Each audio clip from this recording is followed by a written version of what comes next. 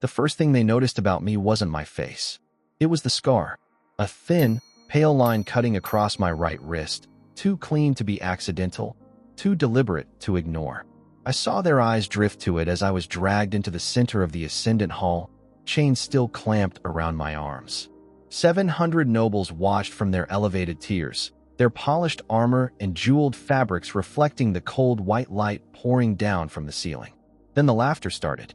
Not quiet, not polite, open, sharp, cruel. A human? Someone said, not even bothering to lower their voice. They sent her a human? I kept my posture straight, eyes forward, breathing slow, the same way I had learned to survive when breathing wrong could cost you teeth, or worse. At the far end of the hall, she sat, Empress Nisra, still, silent, watching. Her throne rose like carved obsidian behind her, angular and imposing, yet she looked sharper than the structure itself. Not beautiful in any comforting way, beautiful like a blade. Controlled, dangerous. I didn't look at her for long. You don't stare at predators unless you're ready to be one. A voice cut through the laughter. Your Imperial Radiance, the ambassador announced, stepping forward with a smug calm that made my jaw tighten. We present this human as a gesture of respect and acknowledgement. More laughter. He gestured toward me like I was livestock. Trainable, replaceable, entirely disposable. Something inside me shifted at that word. Disposable. My fingers twitched slightly against the restraints. The metal didn't give. It never did the first time. But I remembered the last time I had tested something like this. And how it ended. I pushed the thought down before it could surface fully. Not here. Not yet. The ambassador stepped back. The hall quieted just enough to hear her speak. Nisra leaned forward slightly, her eyes settling on me. Not my chains, not my posture. My wrist. That scar.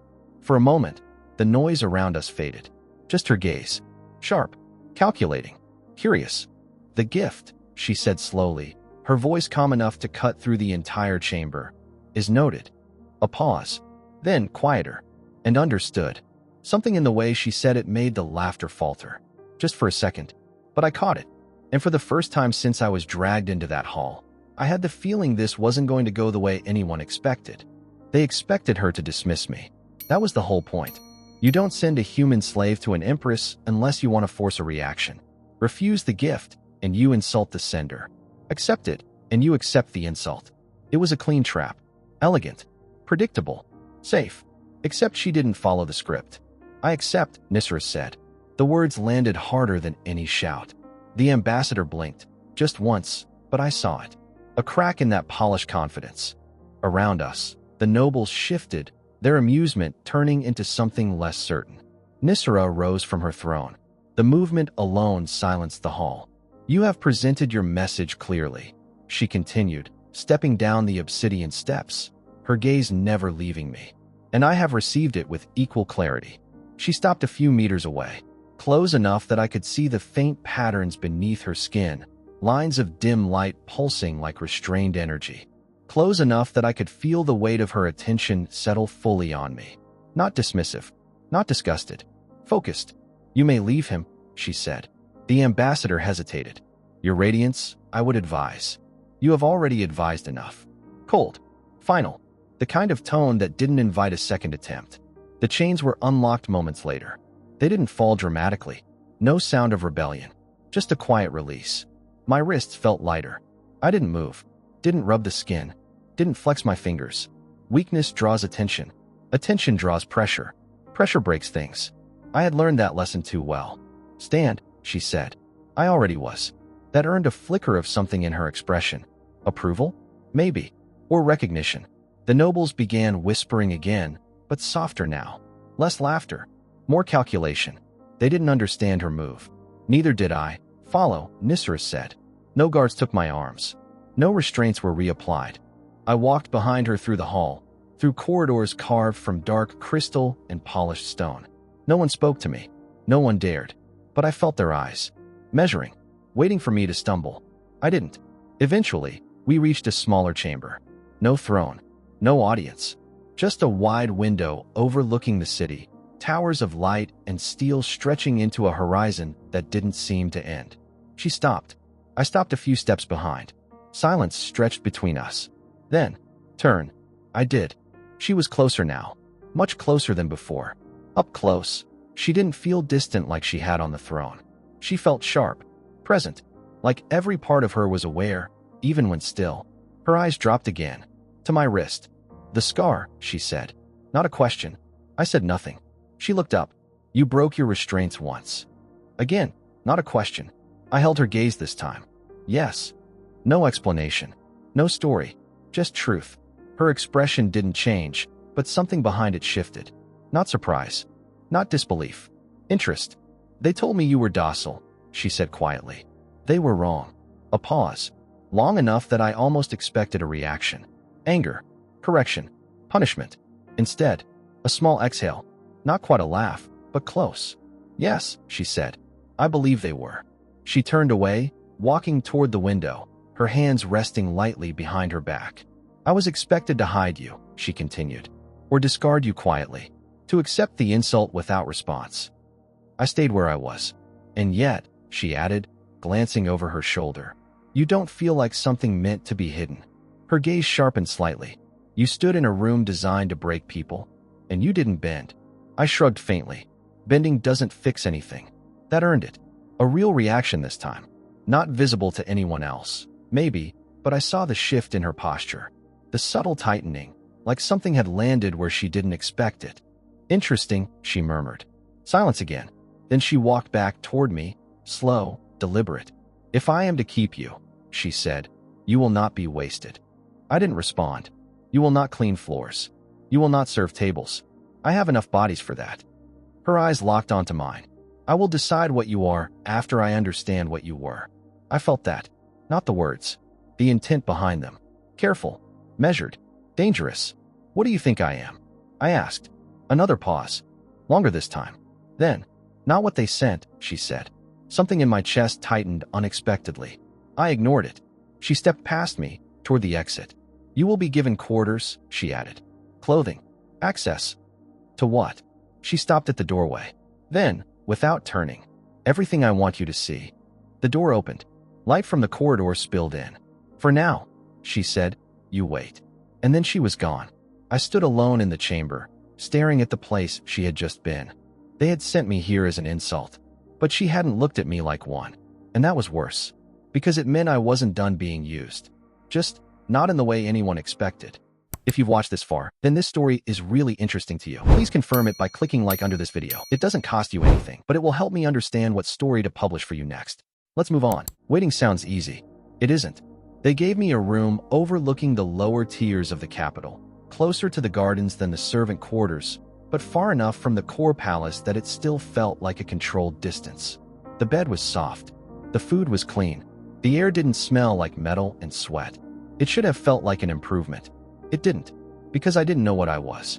Not a slave, not a guest, not anything with a clear shape. So I waited. And while I waited, I read. Nisra hadn't lied. I had access to archives, systems, records that most people in that palace probably never touched. At first, I thought it was a mistake. Then I realized it wasn't. It was a test. So I treated it like one. The Valen system was older than anything I had seen. Their infrastructure wasn't just advanced, it was layered. Generations of upgrades stacked over original frameworks, patched, modified, refined. Elegant in design, but fragile in ways that only show up after time. Like any system that grows too fast, I started noticing patterns within days. Small inconsistencies, irregular outputs. Nothing obvious enough to trigger alarms, but enough to bother me. And then the reports started coming in. Food shortages. Not everywhere. Not sudden, but consistent. Orbital agricultural networks underperforming. Yield loss. Cycle instability. At first, it looked like mismanagement. Then I saw the numbers. And I knew. Someone had buried something. 3 weeks into my waiting, the summons came. No escort this time. Just a message. I followed it to a circular chamber I hadn't seen before. Walls of translucent material, glowing faintly, data streams moving like currents behind the surface. Nisra stood at the center. No throne. No ceremony. Just her. You've been reading, she said without turning. Yes. Good. She gestured, and a projection formed between us. Layers of agricultural grids, orbital paths, nutrient cycles, atmospheric controls. Explain this, she said. I stepped closer. Didn't ask permission. Didn't hesitate. The data rotated as I moved, responding to proximity. Efficient. Adaptive. Whoever designed it knew what they were doing. That made what I saw worse. It's not failing, I said. She turned slightly. No. I pointed at a sequence of declining yields. This pattern repeats every 6 cycles. Slight shift in light spectrum distribution, then correction. But the correction isn't full. It leaves a residual imbalance. She watched me now, fully focused. Your systems compensate, I continued. But they're compensating for something that shouldn't be happening at all. And what is that? I paused. There it was again. That feeling. Same one I had before I broke my restraints. Pressure building under the surface. They're being adjusted manually, I said. Silence. Not across the entire network, I added. Selective nodes. Enough to disrupt output without triggering system-wide alerts. Her eyes narrowed slightly. Sabotage, she said. Yes. She stepped closer. How certain are you? I held her gaze. Certain enough that I'd bet my life on it. A flicker. Not doubt. Recognition. Show me. I moved through the data, isolating the pattern, tracing the interference points. It didn't take long once you knew where to look. That was the problem. It had been obvious to anyone willing to see it. These nodes, I said, highlighting the sequence. They're adjusted just enough to alter growth cycles. Not enough to fail immediately. Enough to weaken long-term output. She studied it. Silent. Thinking. Who would have access? She asked. Someone who understands your systems, I replied, and knows exactly how far to push them without being noticed. Her jaw tightened. Or someone who expects you to trust the wrong people, I added. That landed. Harder than anything else I'd said. She looked at me again. Different this time. Not just assessing. Measuring. You're accusing my ministers, she said. I'm pointing at the result. A long pause. Then, a breath. Slow. Controlled. The council meets tomorrow, she said. I didn't like where this was going. You will attend. I shook my head slightly. I'm not. You are. Flat. No room to argue. If you are correct, she continued, they will need to hear it. And if I'm wrong, her gaze sharpened, then you will learn what it means to speak without understanding the weight of your words. Fair. I nodded once. Understood. She stepped closer again, close enough that I could see the faint reflection of the data in her eyes. You noticed this in 3 weeks, she said quietly. Yes. My advisors have been working on it for 6 months. I didn't answer. Didn't need to. She exhaled slowly.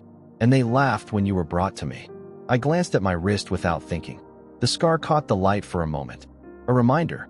Things break. Systems. People. Chains. If something is built wrong, I said, it doesn't matter how long you look at it. Her eyes followed mine. To the scar. Then back. No, she said softly. It doesn't. Another silence. Different now. Heavier. You're not what they said you were, she added. No, I said. I'm not. She held my gaze for a moment longer, then turned away. Tomorrow, she said. Stand beside me. Not behind. Beside. That was new. I watched her leave the chamber, the projections fading with her absence. The system was broken, but not in the way they thought. And tomorrow, I was going to prove it. Publicly. Which meant one thing. Someone was going to try and stop me. I knew it before it happened. Not because I was special. Because patterns don't lie. The council chamber was built to intimidate. High vaulted ceiling, layered seating, every angle designed so that whoever stood in the center felt small, exposed, replaceable. I had stood in worse places. But not like this. Not beside her. Nisra didn't look at me as we entered. She didn't need to. The room reacted to her presence immediately.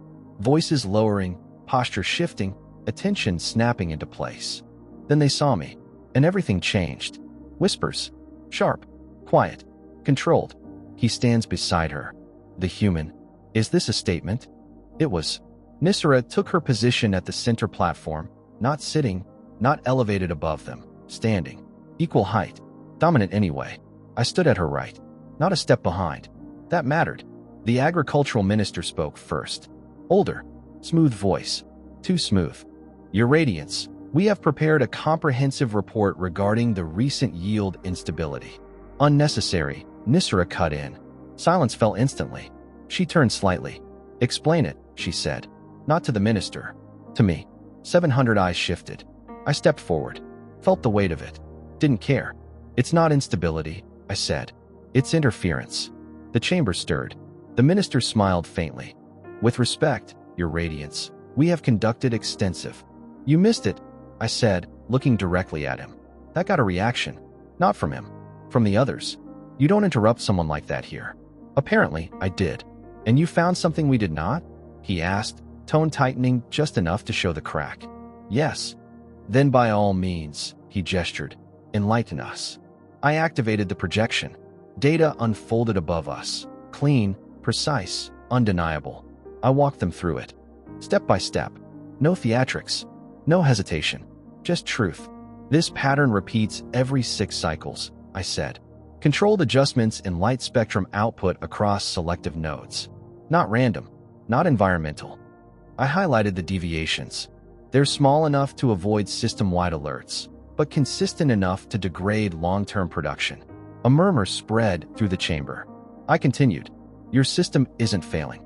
It's being altered. Impossible, the minister said immediately. I didn't look at him. Then explain why the same nodes are affected every time. Silence. He tried again. These fluctuations can be attributed to calibration drift. No, I said. Flat. Final. They can't. I turned, finally meeting his eyes. Because calibration drift doesn't follow a pattern designed to avoid detection. That landed. Hard. He opened his mouth. Closed it. Good. I shifted the projection again. Access logs, I said. Restricted. Modified. I paused. Let it settle. Whoever did this knew exactly how far to push your system without triggering a full diagnostic. Now the room wasn't whispering. It was watching. Nisra hadn't moved. Not once.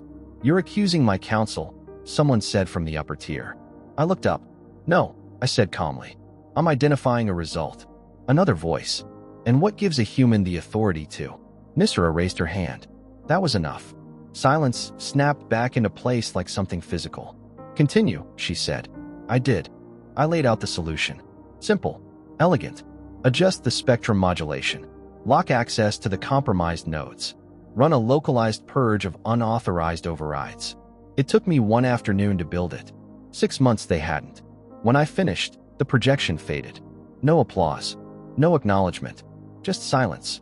Then, you're suggesting, the minister said slowly, that our entire agricultural crisis is the result of internal manipulation, overlooked by every expert in this chamber. I met his gaze. Yes. Another pause. Then Nisra spoke. Implemented. No debate. No vote. Just command. The minister stiffened. Your Radiance, I would advise. You already have. Same tone as before. Same finality. He bowed slightly. Tight. Controlled. But I saw it. Anger. Not at her.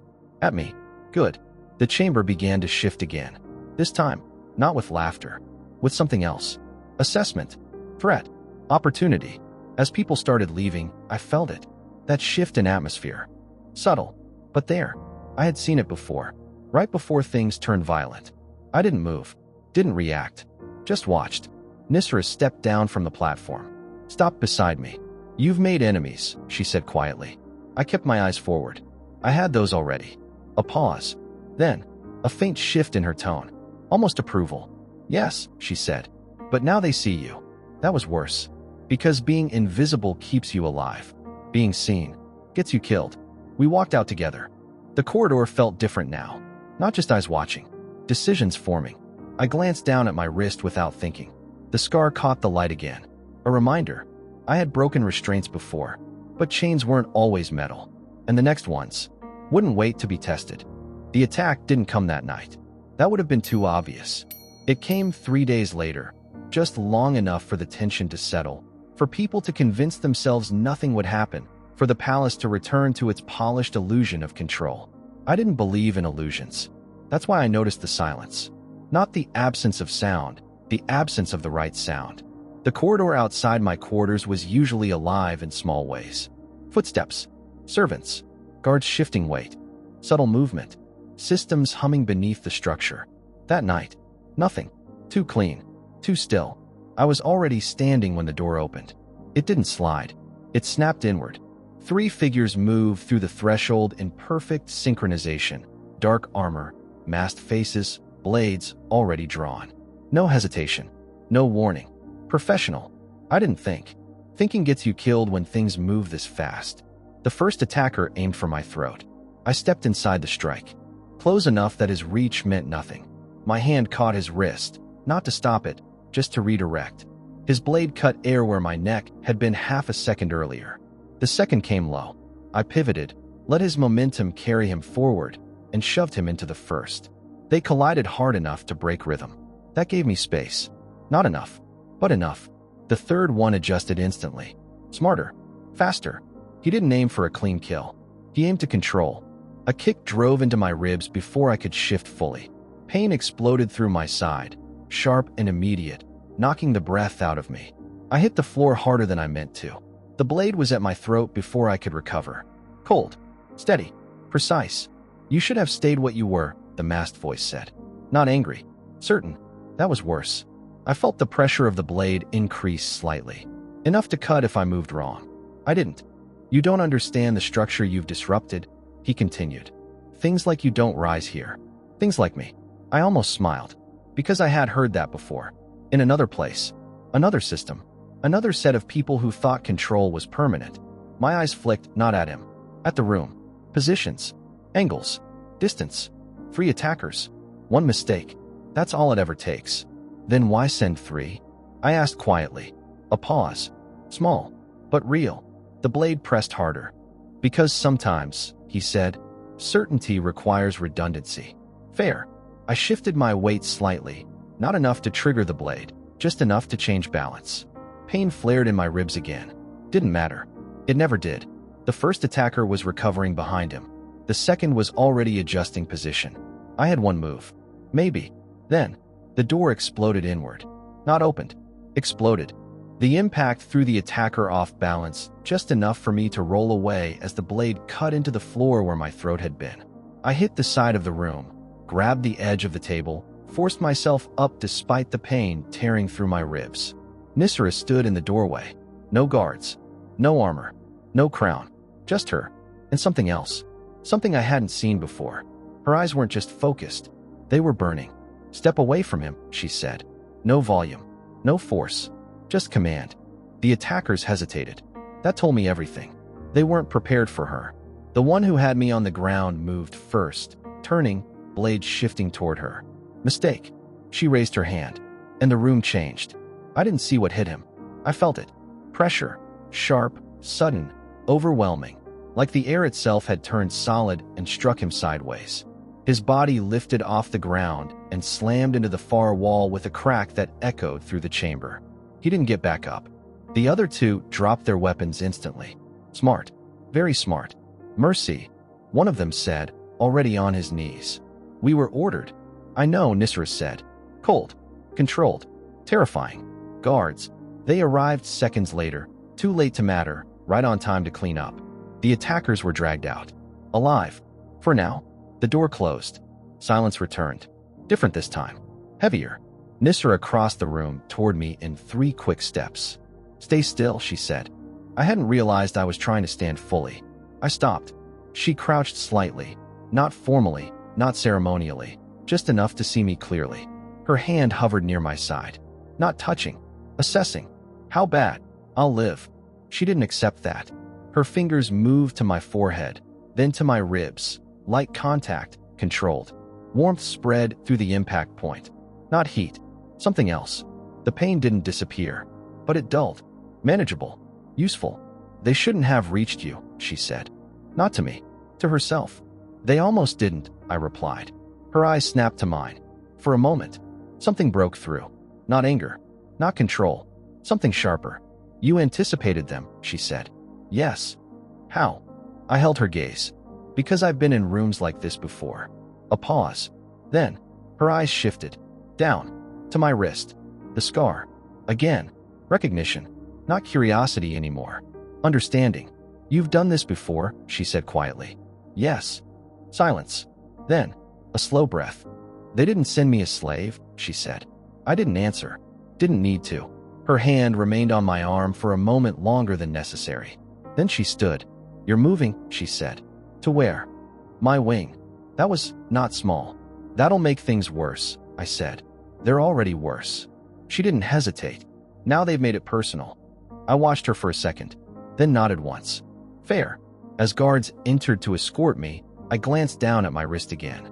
The scar looked the same as it always had. Thin, quiet, insignificant. But now, she saw it. And that changed everything. Because once someone understands what broke the chain, they stop treating you like something that can be held. They moved me that same night. No ceremony, no announcement, just a quiet relocation into the inner structure of the palace, closer to Nisera than anyone like me had any right to be. That alone was enough to destabilize half the court. I could feel it, not directly, not in words, in patterns, access logs shifting, movement routes changing, conversations ending when I entered a room. Eyes that didn't bother hiding their calculation anymore. I wasn't an insult now. I was a variable. And variables get removed. Nisera didn't care. Or maybe she did, and chose not to. Either way, she kept me close. Closer than strategy alone could justify. Our conversations changed after the attack. Less formal, less guarded, more dangerous. Not because of what we said, because of what we didn't. We spent hours in her private chambers, surrounded by projections of fleet movements, supply chains, diplomatic signals. War was forming, not officially, not declared, but inevitable. The rival empire had started pushing into border systems. Slow, precise, testing. Nisera responded the same way, but she didn't rely on her council anymore. She relied on me. That route is predictable, I told her one night, pointing at a projected fleet movement. If I can see it, so can they. She leaned back slightly, watching the data. And your alternative? I adjusted the trajectory, subtle shifts, irregular intervals, something that didn't follow traditional logic. Make it inefficient, I said. Uncomfortable. Hard to model. Her eyes flicked to me. You're suggesting we abandon optimal patterns. I'm suggesting you stop being predictable. A pause. Then, a small nod. Implement it. No hesitation. That was becoming a pattern too. She trusted me. Not carefully. Not partially. Fully. That was the problem. Because trust like that doesn't exist in places like this without consequences. Your council won't like it, I added. They don't like you, she replied calmly. Fair. I almost smiled. But the tension didn't fade. If anything, it sharpened. Rumors spread faster now. I didn't need to hear them directly. I could see the effects. Nobles adjusting alliances. Ministers tightening control over their departments. Security protocols quietly shifting around me. And then, the questions started appearing. Not asked openly, but present. Who is he? Not what. Who? That was worse. Because it meant they were looking deeper. One evening, I found Nisera standing alone in the garden tier. No projections. No guards nearby. Just her, looking out over the city. I approached quietly. She didn't turn. They're watching you, she said. I know. They're trying to understand you. That's a mistake. A pause. Then, a faint shift in her posture. Yes, she said. I'm beginning to think so. I stepped beside her. For a moment, neither of us spoke. The city stretched below, layers of light, movement, energy. Alive in ways that systems alone couldn't explain. You changed the outcome of the council in one day, she said eventually. They let me. No, she replied. You forced them. I didn't argue, because she was right. And now they're afraid, she continued. Good. She turned her head slightly. That fear will turn into action. It already has. Her gaze moved, slowly, down to my wrist. The scar caught the ambient light again. That detail, still there, still present. She had stopped asking about it, but she hadn't stopped thinking about it. You anticipate violence before it happens, she said. Yes. You read systems faster than trained specialists. Yes. You adapt without hesitation. Yes. She finally looked at me directly. Why? I held her gaze. For a long moment, I considered not answering. That would have been safer, easier. But she had already crossed that line. So had I. Because I've lived inside broken systems, I said quietly, and learned how to break them back. Silence. Not uncomfortable. Just real. Her expression didn't change. But something behind it did. That's what they're afraid of, she said. Not me. Not you as you are now, she corrected. A pause. Who you were. That landed. Because she wasn't guessing anymore. She was getting closer. And that meant time was running out. Then they'll try again, I said. Yes. And next time, it won't be 3 people with blades. No. We stood there, the weight of it settling between us. War outside, power shifts inside, and something else forming beneath all of it. Unspoken, unstable. You're changing things, she said. So are you. That was not my intention. Doesn't matter. Another pause. Then, a slight shift in her voice. Lower. More personal. They sent you to humiliate me, she said. And now? She didn't answer immediately. Instead, her hand moved, just slightly, resting against the edge of the railing between us. Close enough that I could reach it. I didn't. Not yet. Now, she said finally. They're beginning to understand what they actually gave me. I followed her gaze back to the city. Lights. Movement. Systems. All interconnected. All fragile. Just like everything else. They didn't send you as a message, she added. They sent you as a mistake. I shook my head slightly. No, I said. They sent me as something they thought they understood. She looked at me again. And they were wrong. Yes. Silence settled again. But this time, it felt different. Closer. More dangerous. Because now, she wasn't just using me as an asset. And I wasn't just surviving anymore. That line had already been crossed. Neither of us had said it yet. But it was there. And the court could feel it. Which meant the next move wouldn't be subtle. And whatever came next wouldn't just be about power anymore. War forced the truth out into the open. The council chamber was full again, but this time, no one laughed. They had seen what I could do, what she allowed me to do, what she chose. The alliance stands, Nissara said, her voice cutting through the tension. And Ryan Hale will represent us. Silence. Then resistance. A human, one noble snapped. A former slave. My equal, she said. That ended it. Not because they agreed.